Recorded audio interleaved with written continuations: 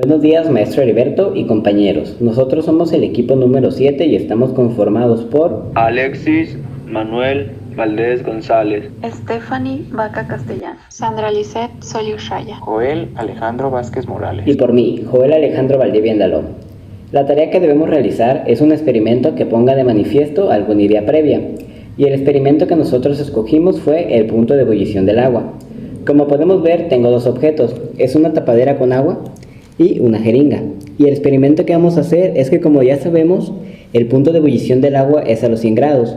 Y yo tengo aquí agua, pero pues no está a 100 grados, porque si no me quemaría al meterle la mano.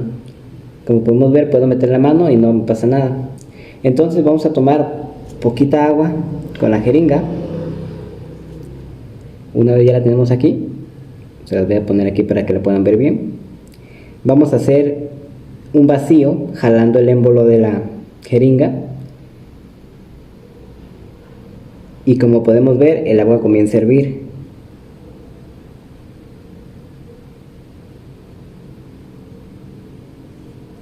Mis compañeros les van a dar la explicación. Primero que nada, antes de empezar a explicar nuestro experimento, es necesario saber o conocer primero por qué el agua hierve y cuáles son las razones. Esto para tener un mejor entendimiento sobre este proceso, en el que un líquido hierve cuando se calienta y este alcanza eventualmente una temperatura en la cual la presión del vapor es lo bastante grande que se forman burbujas dentro del cuerpo del líquido. Esta temperatura se llama el punto de ebullición. Ahora les explicaré cuál es la verdadera temperatura a la que el agua hierve. Si yo les preguntara en este momento a qué temperatura hierve el agua, ustedes me contestarían que a 100 grados centígrados. Y lo comprobamos, ya que en la clase pasada así contestaron cuando les preguntó el profe. Pero la temperatura de ebullición de un líquido no es un valor constante, ya que depende de la presión a la que esté sometido el líquido, o más bien dicho, la presión de los gases. Recordemos que la presión de un gas es la velocidad de las moléculas con las que chocan, con las que rodean. Es la fuerza por unidad de área resultante del choque del gas con su entorno. Para dar un ejemplo, al calentar el agua, le estamos dando energía a sus moléculas, y recordamos que las moléculas de agua son polares, por las que se atraen entre sí, pero con la energía suficiente se rompen estas atracciones, y esto hace que se separen del líquido, pasando al estado gaseoso. En este momento es cuando el agua comienza a hervir, y dependiendo de la presión es la temperatura que hierve. Ahora les explicaremos qué tiene que ver la presión de la atmósfera para que los líquidos hiervan a una temperatura mayor o menor.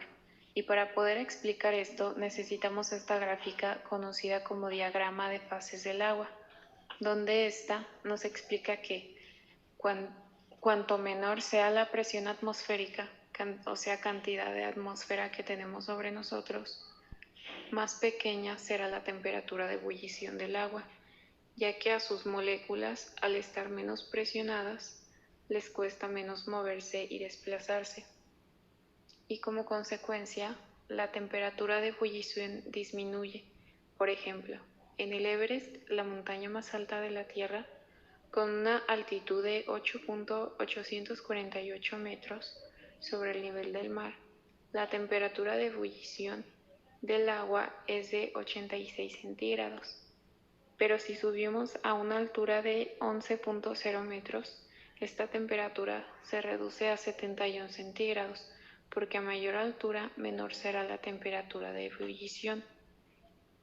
A 19 metros de altura, la temperatura de ebullición del agua es de 37 centígrados, la misma a la que se encuentra el cuerpo humano. Bueno, una vez conocido el por qué hierve la temperatura realmente y la influencia de la presión atmosférica, les explicaremos lo que pasó en nuestro experimento.